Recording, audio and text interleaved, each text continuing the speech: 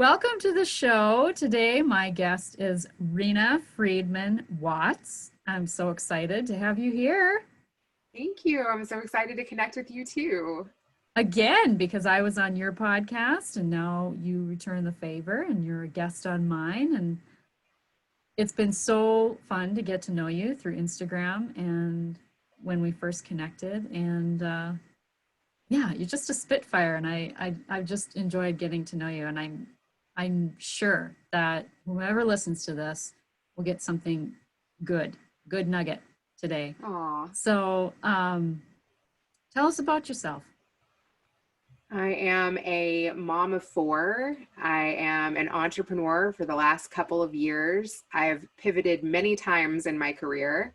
The first half of my career was in television, and then I took a mommy break where I had three kids in 4 years.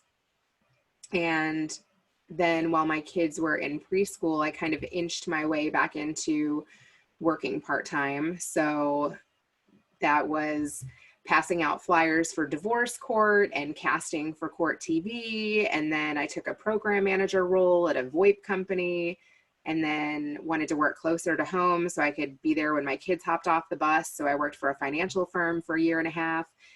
That led me to creating lunch and learn type of events in the corporate space. And then I really loved the event space. However, I didn't so much love the financial space. So I then decided to get into entrepreneurial events and fell in love with that. I love entrepreneurs, and I think my love of entrepreneurship ties into my television roots, really, because entrepreneurs, they bounce around, they have to constantly pivot. And when you work in TV, it's the same way. You work on a pilot, it either gets picked up or you're on unemployment. Yeah. Well, and if anybody checks you out, and you have a podcast called Better Call Daddy, and if anyone checks that out, I see the roots of that background fused into it.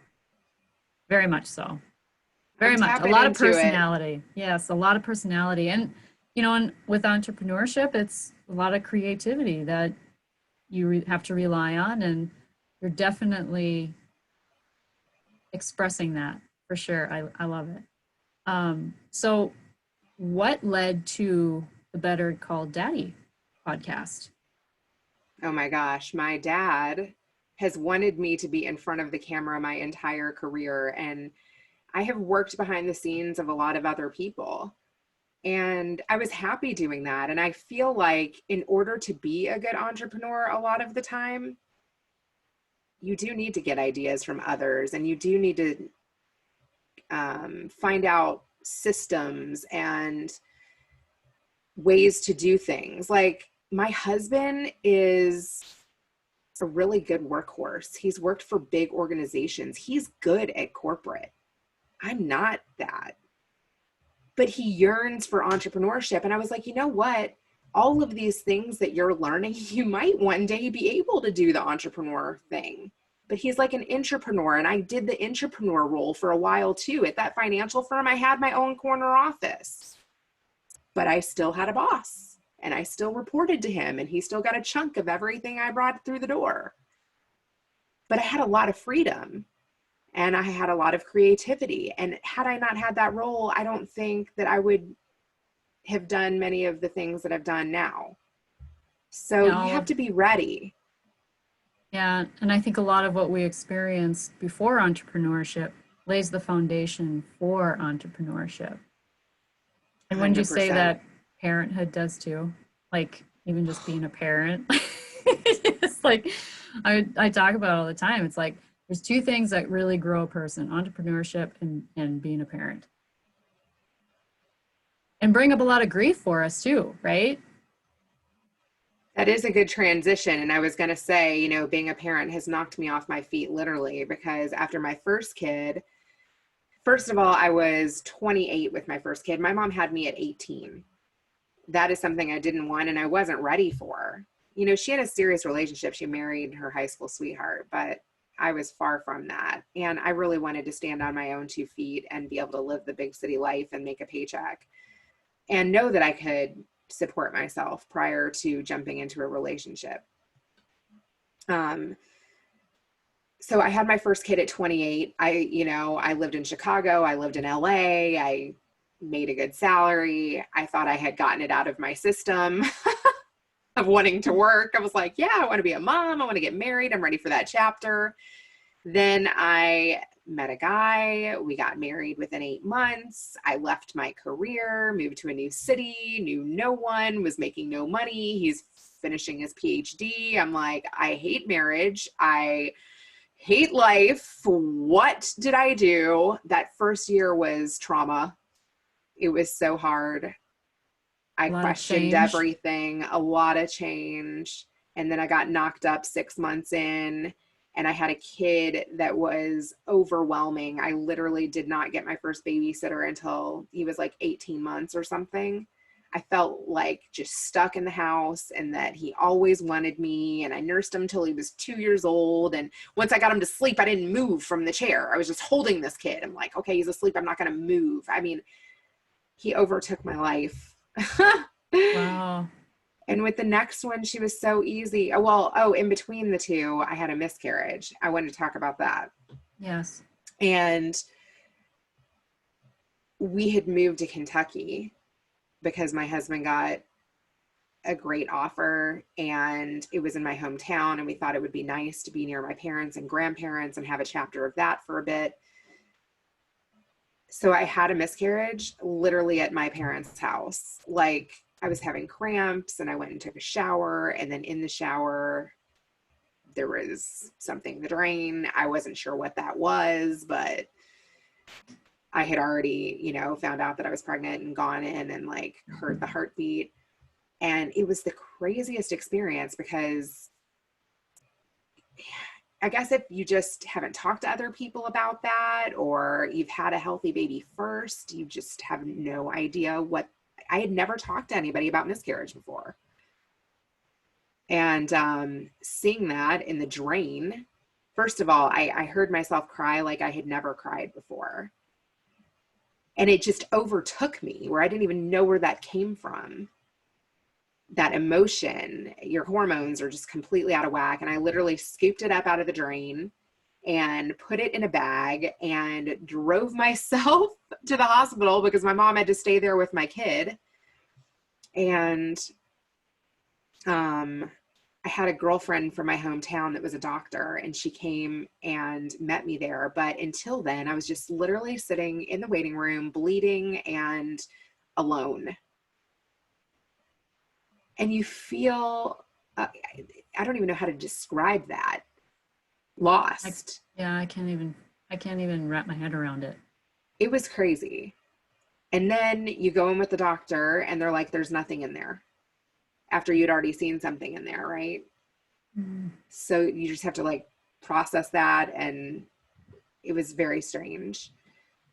And then, back to juggling being a mom and sharing that with your husband. And actually my husband was really emotional about it too. I think since he had a healthy baby and we got excited for a little bit there, he actually cried. And then seeing how it affected him kind of like made me feel better. Yeah. I was like, oh, what a good guy. Well, and they grieve too, right? He did. He actually cried with my grandfather. Yeah, I remember that. And then the second time that it happened was after my third kid. And I'll be honest, I was working too much and not really taking care of myself. And you can't blame yourself, but you do. And I had just produced a big event in LA, and I was working 12-hour days that whole week. And I came back and it happened like days after.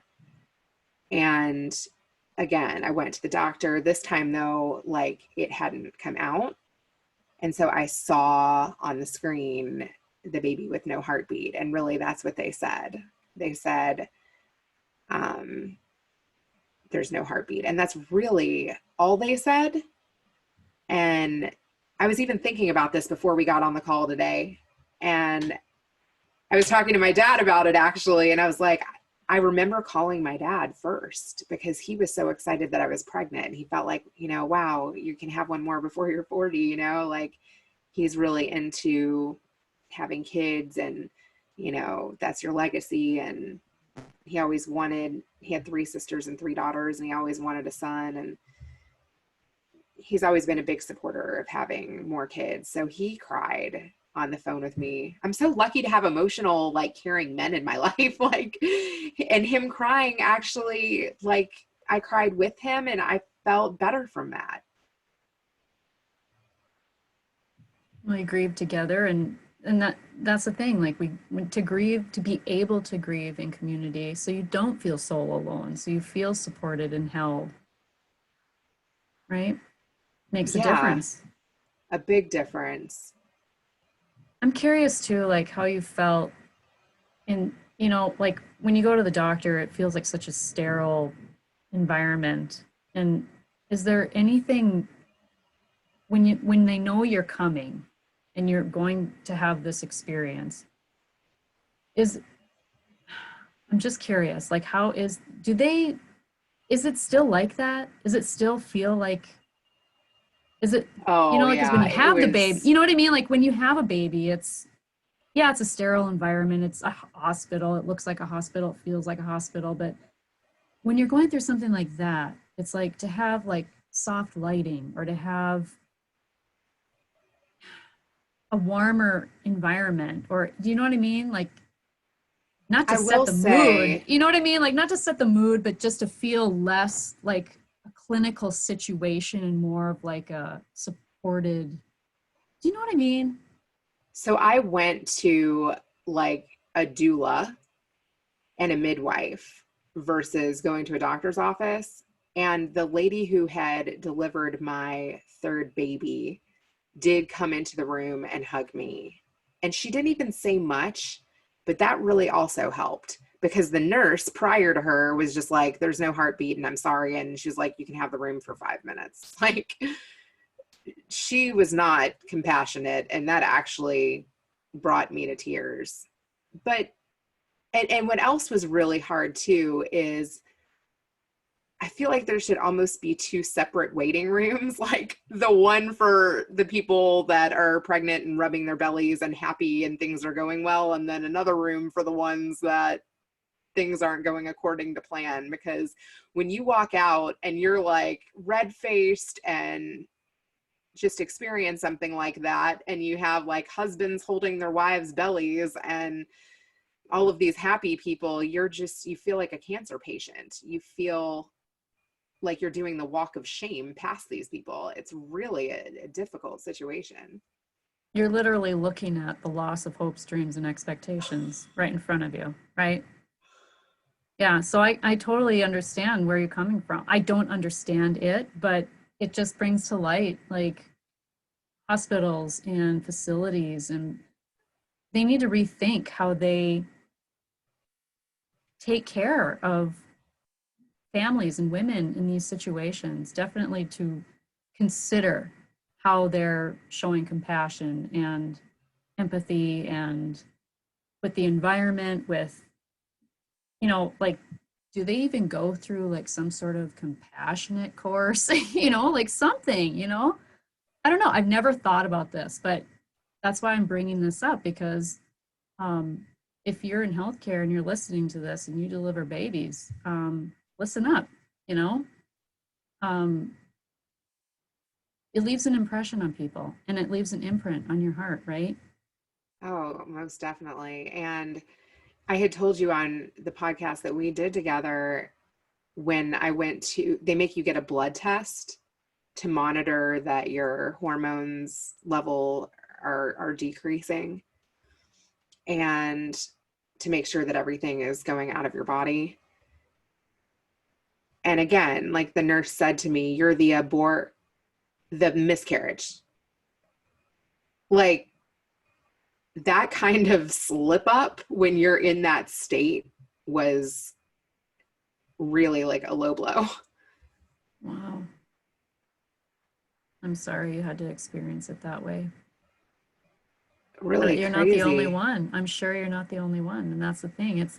And that's, I know we talked about it, I think, when I was on your podcast, how miscarriage is one of the most minimized losses.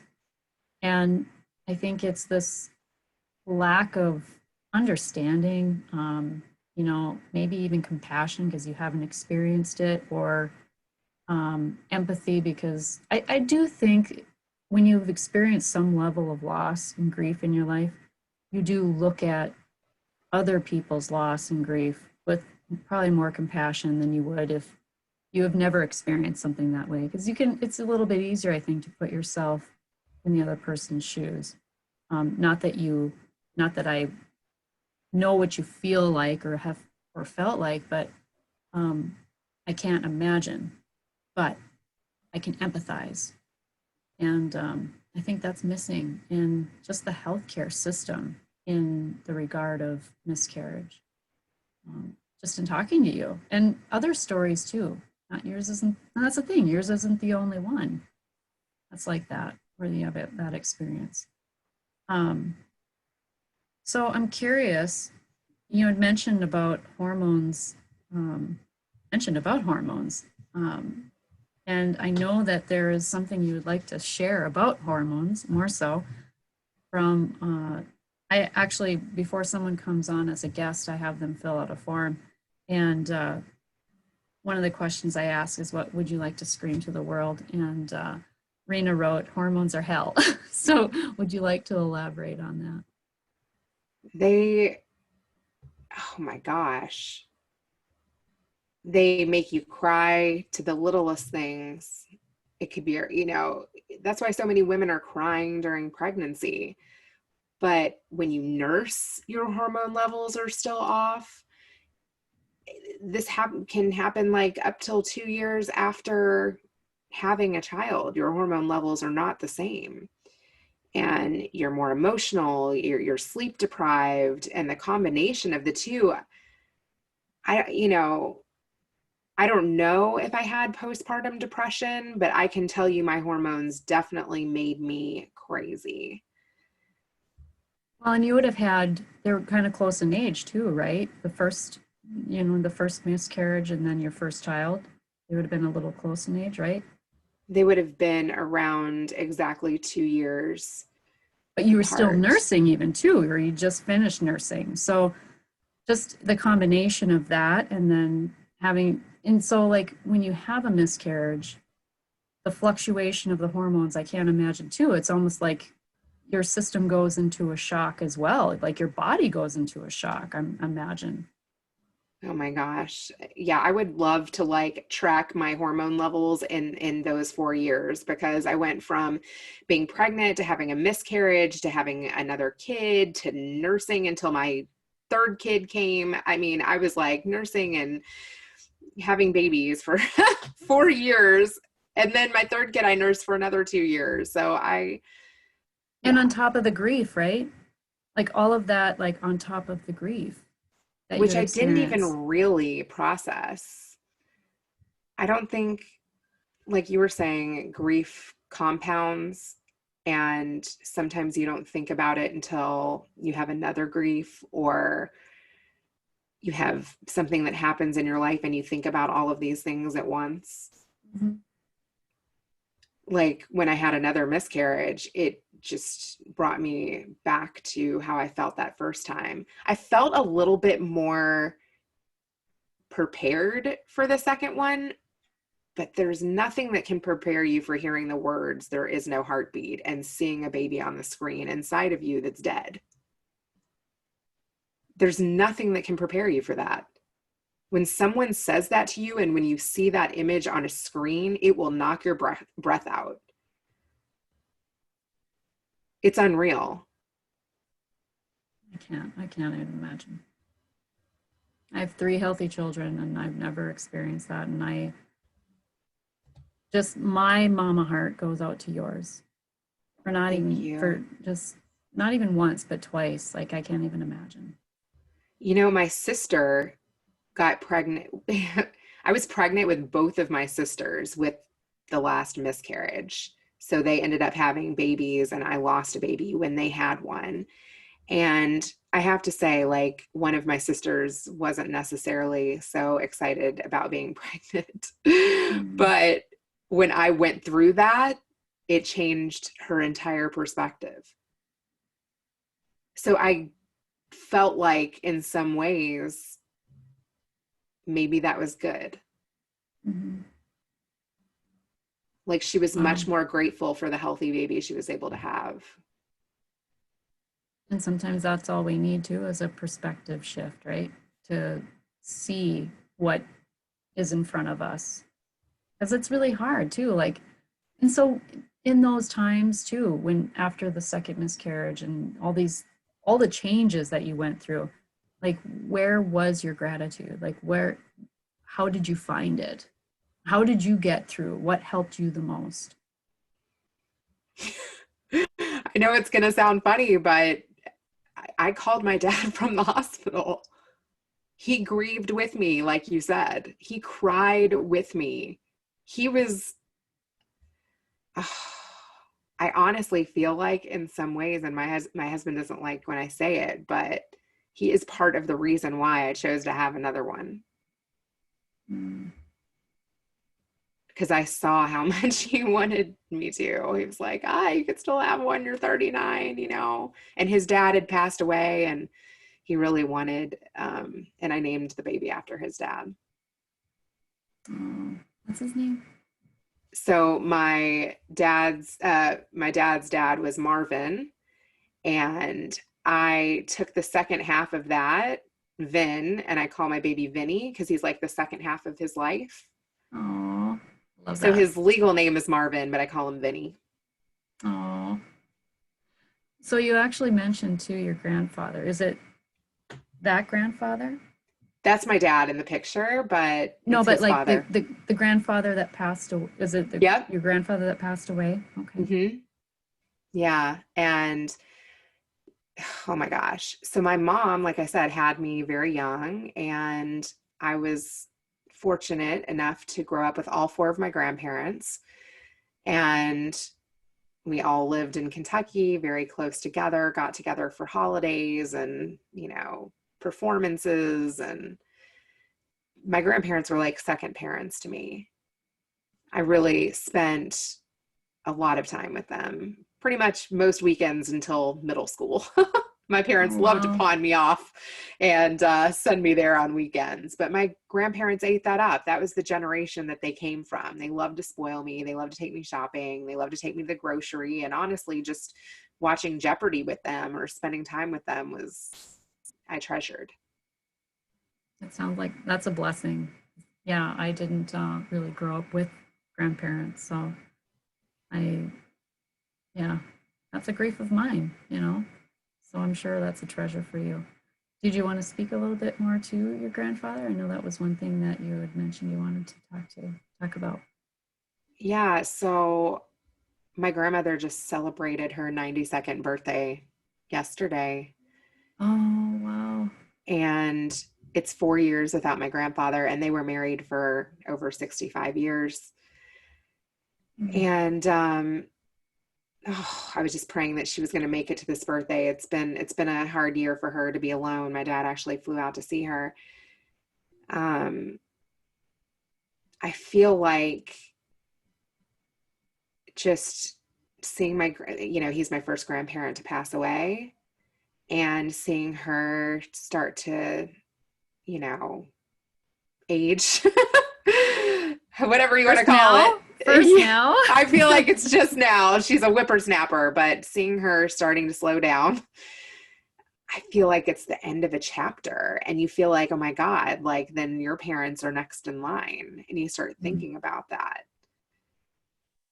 That's been humbling lately. That's been something I've been thinking about. What is it to be next in line? And is that going to be my dad? Am I going to be taking care of him? How long is he going to be able to stand on his own 2 feet? Is he going to be the grandfather that my grandparents were? And if not, that's okay. But who's he going to be? What's he going to be thinking about end of life? How do you communicate? I'm curious too how you communicate that with your kids because your kids are growing up with their great grandparents. I mean, what a blessing too, you know? So how do you communicate? How have you been communicating? Um, Well, I make them call and wish her a happy birthday, and they see how I have a very special connection with my grandparents. They definitely know that. They know that me losing my grandfather was hard. We actually found out on a Saturday night, and then the funeral was Sunday, and we drove all the way from Chicago to New Jersey through the night to be there. So they know how important that those relationships have been to me. But I feel sad in some ways that they're not having as many memories, but I also believe that God gives you what you need, right? So maybe I was the kid that needed that. You know, my mom mhm, had me at 18, I had them a decade later. So maybe we're different parents. yeah. So also too, like moving on to how did your dad communicate with you about grief? Oh my gosh, my dad wears his heart on his sleeve. So have we had a conversation directly about grief? I'm not sure if we have. In regards to your episode, even he talks about how important it is to know yourself. And he has such a strong sense of self and purpose. I actually envy that about him. He is so clear as to why he's here and what his legacy is and who he is. And it's funny because growing up, I didn't like that. Hmm. I was like, God, you don't care what anybody thinks. He is the guy that is literally happy with his lot. He doesn't want to travel the world. He doesn't want a bigger house. He doesn't want fancier things. He is so happy with who he is and what God has given him. I really want to be more like that. So back to your question, how does he see grief? I think he really tries to make the best of life. Well, and I think too, like just how you explained how he wears his heart on his sleeve, and so that gives you permission to do the same. It's like you may not have had a specific conversation about grief, but to be that example of showing your feelings and expressing your feelings as being okay, it's like having the conversation without having it. Not only that, but he flew down to Florida to spend my grandmother's 92nd birthday with her in a mask. He's risking his life. You Mhm. know, she hasn't left her place in 7 months, and he wanted to make sure that she had the salmon dinner that she wanted, you know? So he Oh, is with her end of days. He is with her till the end. He is a soldier till the end. He's with her at the decline, unfortunately. He calls her every day. He calls me every day. He tells me I wouldn't want to be in this life without you. mm. No wonder you have a podcast named Better Call Daddy. It sounds like, and that's the thing, like the examples that we have in our lives definitely contribute to how we address and deal with our own grief and how we can then pass the torch and do the same for our children, right? Makes a big difference to feel supported, to feel held, to feel that it's okay to not be okay. You I know? just thought of something else that's funny. My grandmother said, you know, if you lay down and act like a doormat in today's day and age, people will step on you and use you as one. You better keep moving. Yeah, that's a good, yeah, that's a good piece of advice. It's Um, unfortunately true. And she has been able to take care of herself, honestly, for the most part, until 92 years old. I'm like, that's Grandma, you amazing. really, I even said to my dad, I was like, Dad, she has done it as long as she can. And God love her, 92. She has been, you know, amazing, but That she is needs more help. amazing. it's time. I'm like, she does. Yeah. I'm like, she cannot cook her meals anymore, you know? And And she, yeah. how is she dealing with that? You know, like how is she dealing with being faced with, like, that's grief for her, I imagine. I mean, she lost the love of her life 4 years ago, and now she sees her mortality ahead of her. You know, how does she communicate that? Was she that example for your dad? Like, is this something that your dad learned, like how he deals with things in life? Like, has he learned that from her? Oh, that's a great question. I will say that 2 days ago, or even a day ago, she said to me, and she's never said this to me before, waking up every day is a gift. And you hear that, but she feels that now. Mm, And it's funny because at the end of my grandfather's life, the last thing I remember him saying to me is, how do you get more time? And I feel like when people start saying things like that, they're definitely thinking about the next world. wow. It just brings to light you have such a unique perspective because you do have your grandparents, and it's this, because I talk a lot about generational learning, especially when it comes to grief, and how the things that we learn, you know, we pass on and we pass on to our kids. And so that's why I was very curious how your dad learned his philosophy of life. I would say it's from his parents for sure. He had a great example. I mean, they were married, I think, 66 years, and he worked alongside them for his entire career in a family business. So not Well, and only, yeah, not only yeah, did and he what do learn we, how to do business, but he learned how to um, relationship build and sell and all of those things from them. and like we said earlier, entrepreneurship In helps my grow blood. you. Oh, yeah. Well, and it grows you in so many ways. There's a lot of benefits to it.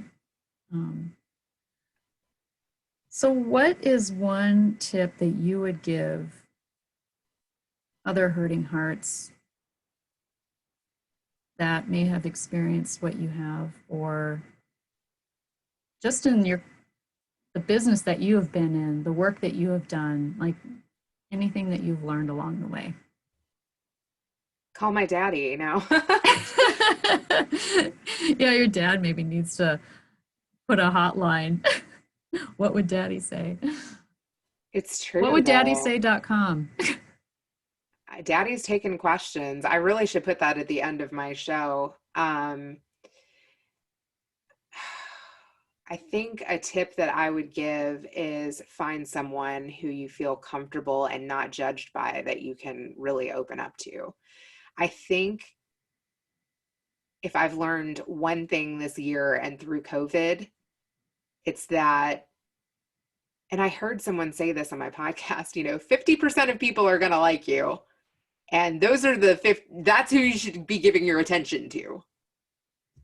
Why spend your time on the people who are going to judge you? Spend the time on the people who love you. That's true. And that's in grief too, right? Yeah. Because in grief, you know, a heart with ears, I mentioned it before, I've said it many times. To be a heart with ears, it's not judging, analyzing, or criticizing. Being a safe person to just hold you in your sadness, right? It makes all the difference.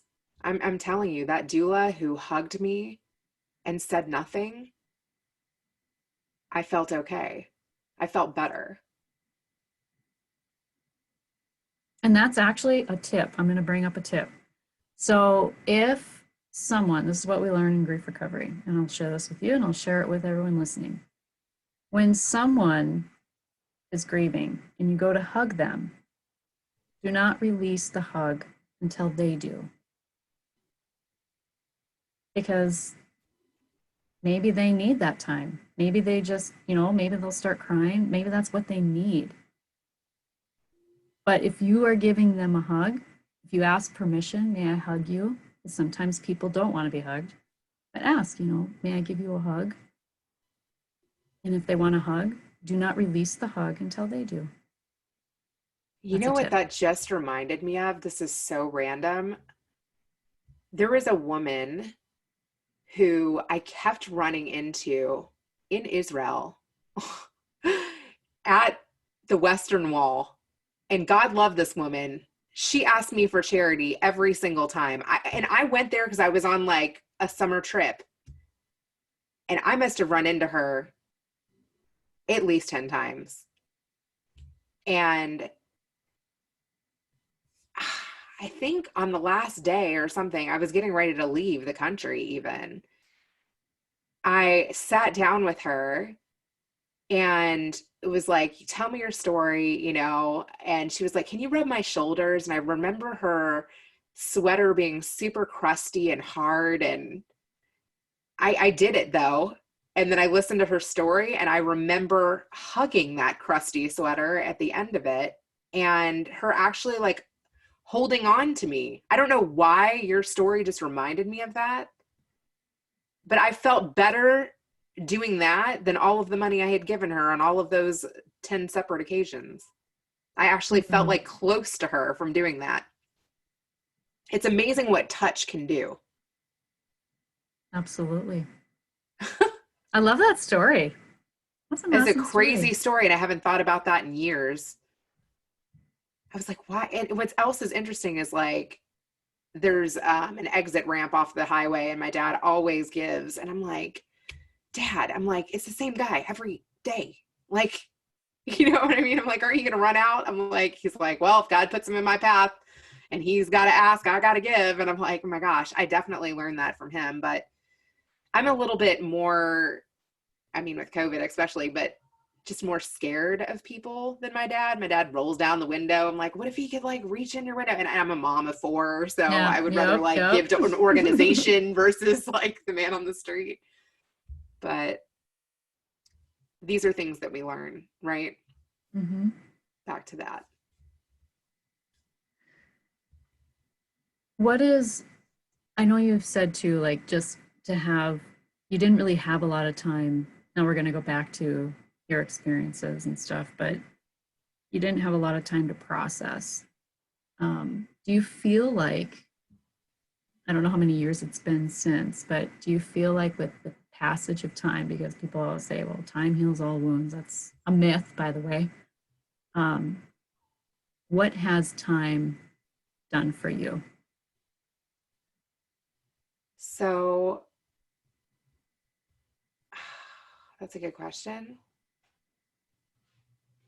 It's really strange, but when you have a miscarriage early on, people are always like, oh, how far along were you? Not that that makes it any better. Like, once you know you're pregnant and once you see it, you're Mm-hmm. excited and you have all these emotions and all these hormones. But I have friends that have lost babies a lot farther along. I've had friends that have lost them full term. I have one friend who had to have a late term abortion because the baby's head didn't grow together. And I think if I were in a situation like that, I don't know if I would ever get over it. My grandmother actually lost a full term baby and she lost a baby at a month old. And I think that that was devastating to her, devastating to my grandfather. I think it's something that they've never forgotten. I think when you lose one in the first 3 months, maybe, because both of mine were like that, um, I feel like you're able to, I don't know, tell yourself that it's from God and that, I don't know, you're able to dismiss it more. It's so small, it doesn't really look or feel like a baby yet. Mm. To me, it looked like tissue, and yes, I had contractions, and yes, I had, the feeling of being pregnant and, your emotions, all these things. But I think if I would have felt the baby move or if I would have had to make that call, I think it would have been much more devastating.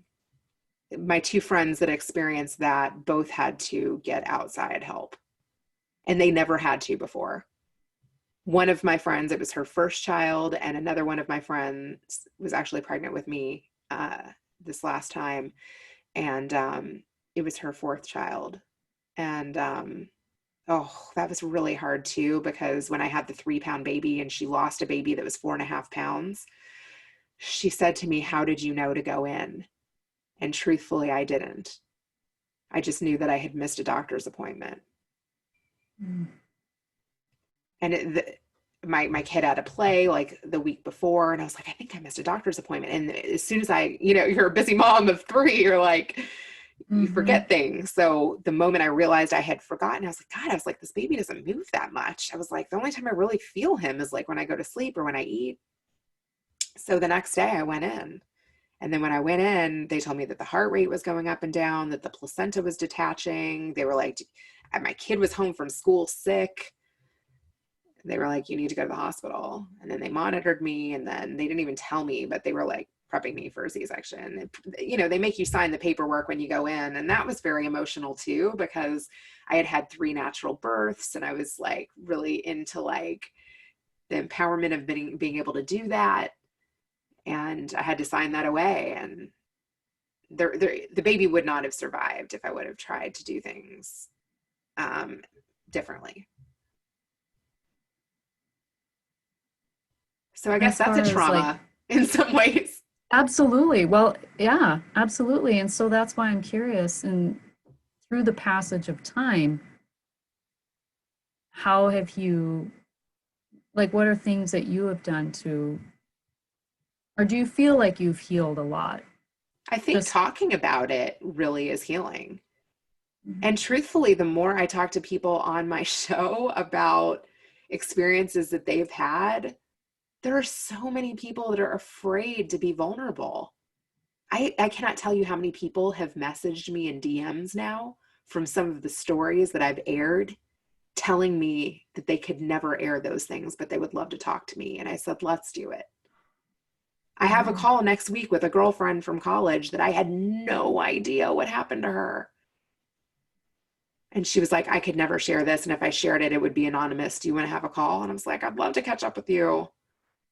So I Wow. really do think that talking is healing. And I have been way more vulnerable than I planned to be just from other people being vulnerable. It makes you feel more comfortable. Well, and in grief recovery too, I go first. Like as a facilitator of the program, I go first. And and that's the thing, like you can't expect other people to share and open up if you're not willing to do the same. And I've shared things too that I never thought I would, through just the past year.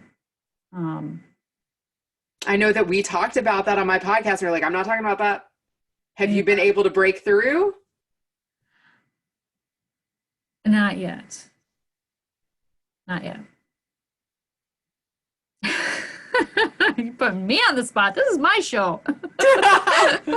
It's hard.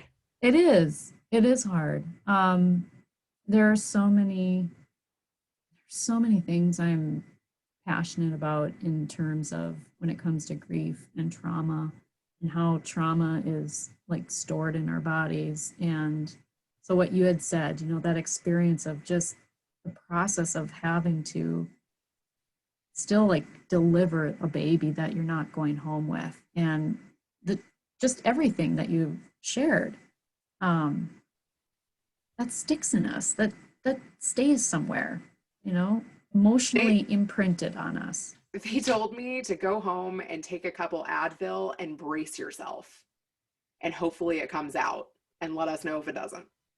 And they were like, and then Oh my just come gosh. back and we'll monitor that your hormone levels went down so that you don't have to have a DNC. And luckily, my body did make everything come out.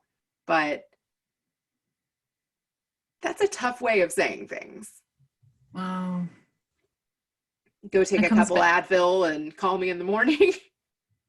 Yeah, it just comes again, it comes back to just like having like some sort of compassion course or something for people that, and is it, I wonder if it's not a little bit about something that they see so often, you almost become desensitized to it in a way, where, or maybe, and I imagine that's grief for them too, to see that day in and day out in their career. Like, actually, this is a really like side fact, but veterinarians, the suicide rate in veterinarians is actually quite high. It's one of the highest professions of suicide rate because they go into that profession because they love it so much.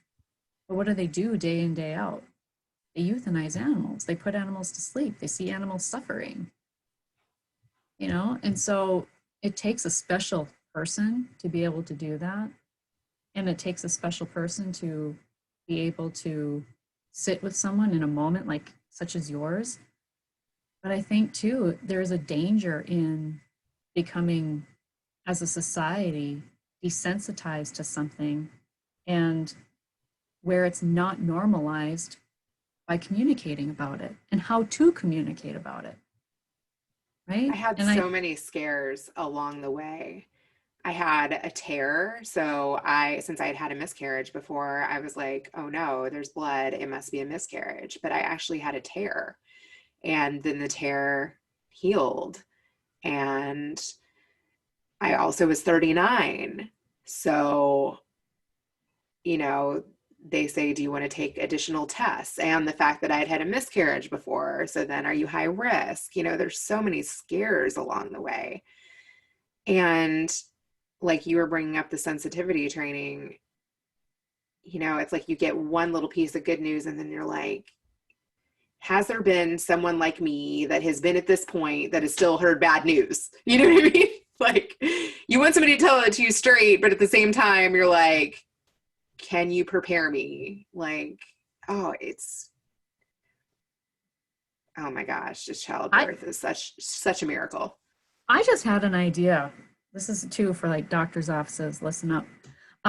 For people for women that have to go in to, like you said, you have to go into and sit and watch women with their bellies full and happy and, with expecting a baby and everything's good and all of that. And you're sitting in the same waiting room. It's like not only to have your own waiting room, but then to have someone sitting with you, like volunteers of women who have gone through it. Like, wouldn't that be amazing?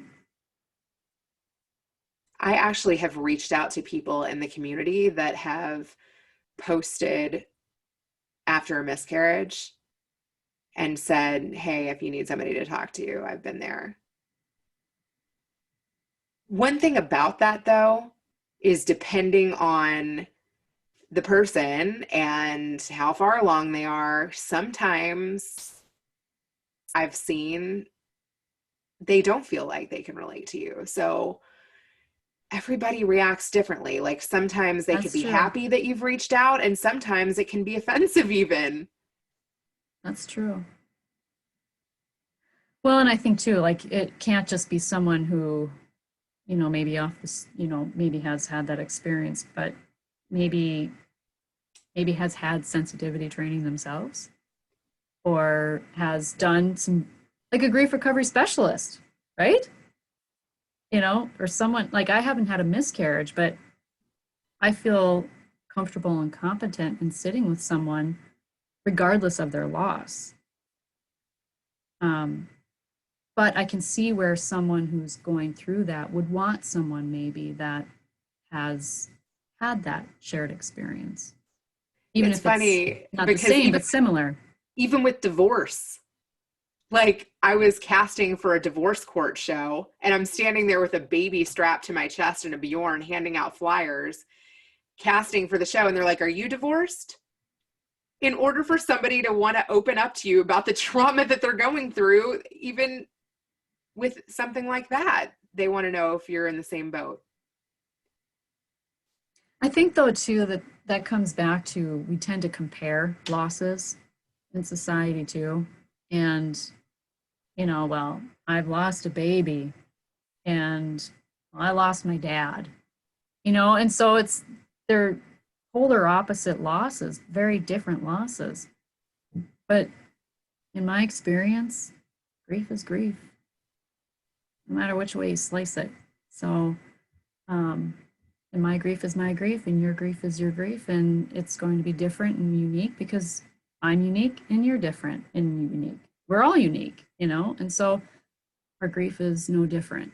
It's individual to us.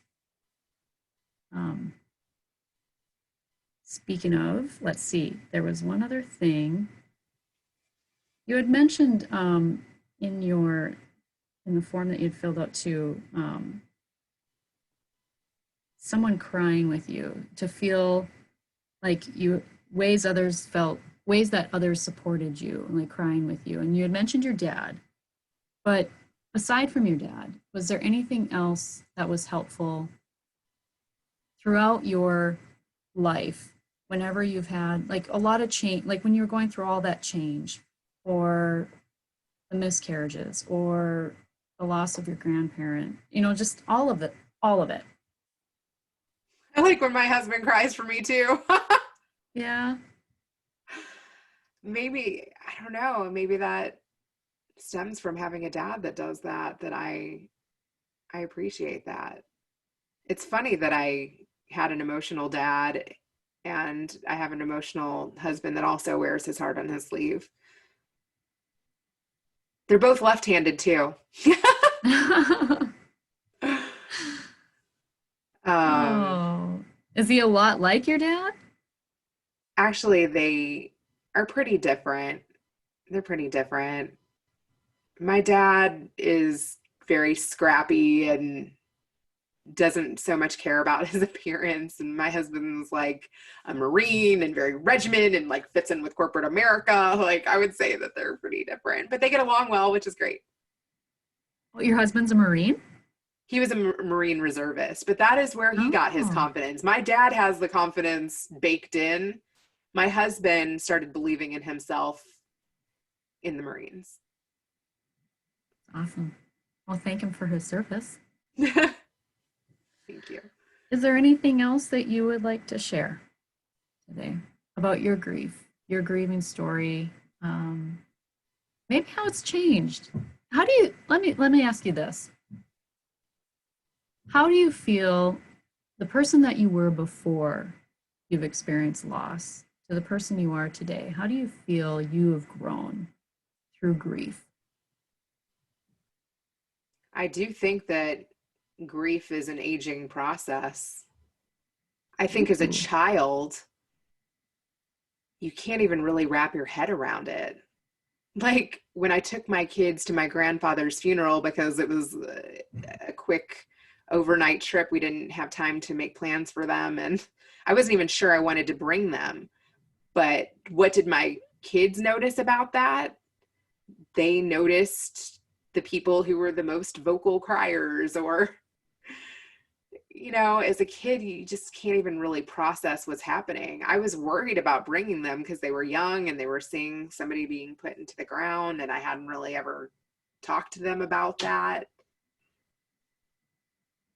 Oh, that is such a good question.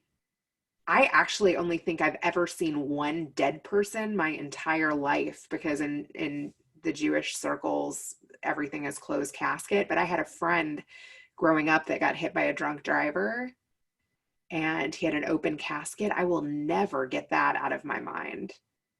That was traumatizing, actually. And I have a girlfriend who was a very close friend of mine growing up, and her brother got um, hit by an older gentleman, and he was in his 20s. And I remember the grief on her parents' faces. It was like their souls were sucked out of them. Losing a child is such, especially a 24-year-old, was a grief I had never seen before. And I still remember how they sounded crying.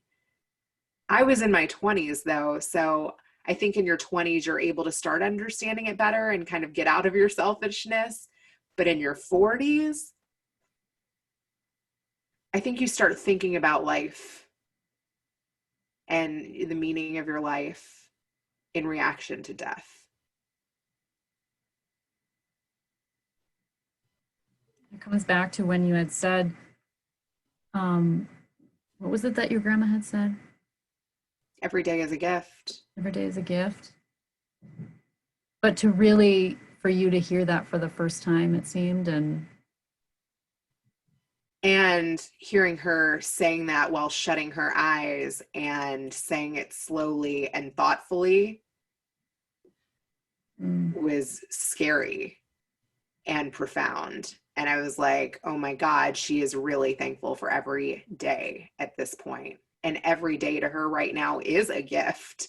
Like, we take every day for granted when we're in our 20s, but when you're at 92 and you've had a stroke and a heart attack and you're alone for 7 months and your only visitor is coming for your birthday, when you say every day is a gift, those words ring so much louder.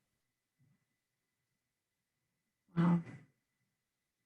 And I think too, like even in our 40s, we take it for granted easily. I definitely do. Yeah. You still go to bed mad about silly things. Life is gonna life, like another person said on the interview. She's like, when life is gonna life, and you know we have grief because we have life, and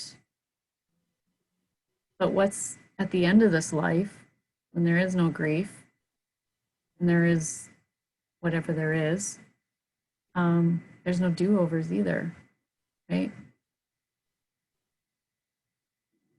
Can I ask you one question? Sure. Do you love grief? Grief is my jam. I love, you know, I've just had a very love, I've had a lifelong relationship with it. Lifelong. So it's baked into me, I think. You know how you said your dad, how it's baked into your dad. I think grief is baked into me. It's every experience I've ever had has prepared me to start a podcast about grief. You know, it's no You're like, accident. hello, grief, my old friend. We meet again. And that because it's life, right? And it's the joy and the sorrow and everything in between is the duality of life. And we can't escape it. We can't get around it. We just have to go through it like a buffalo.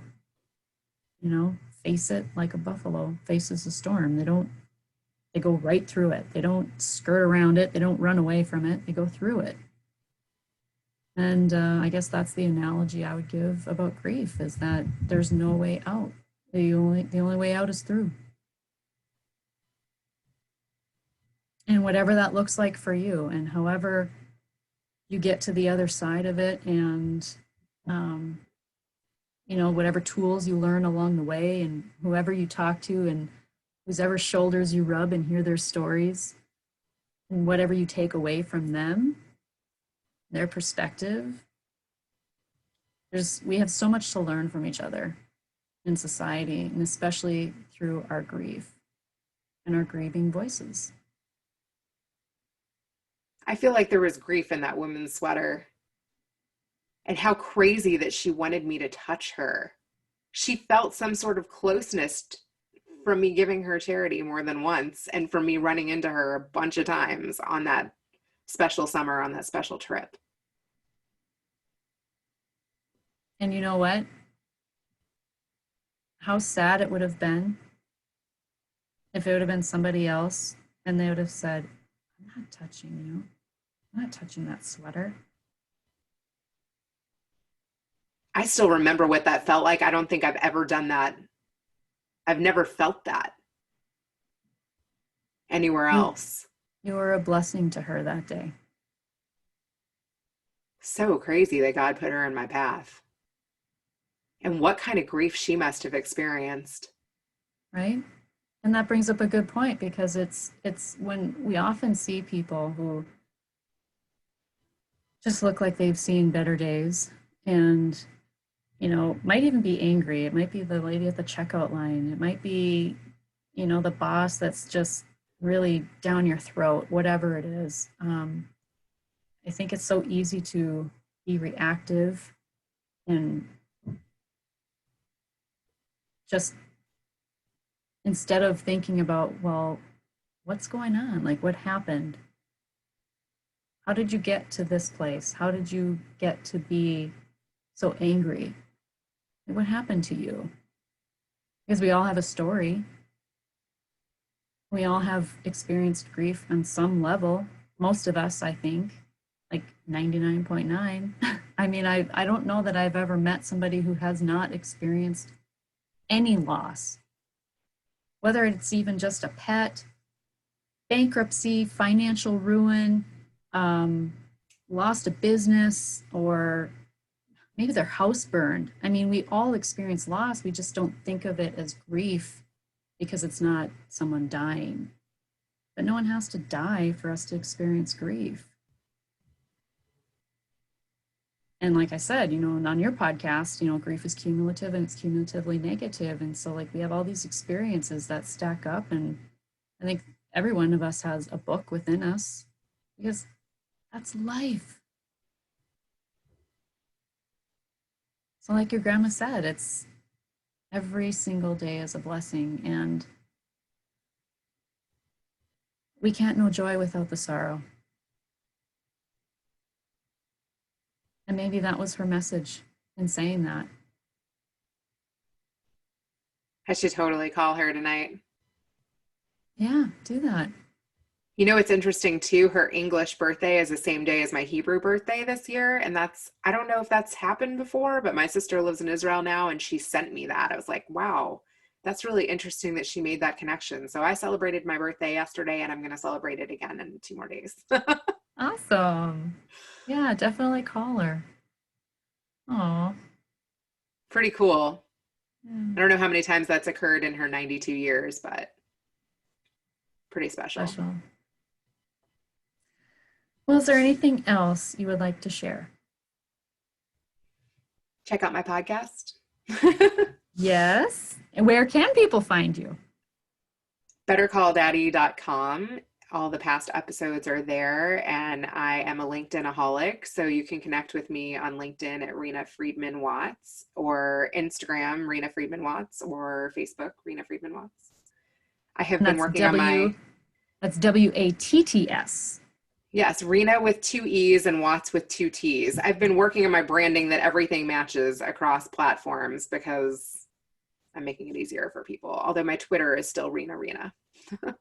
Reena, I like that.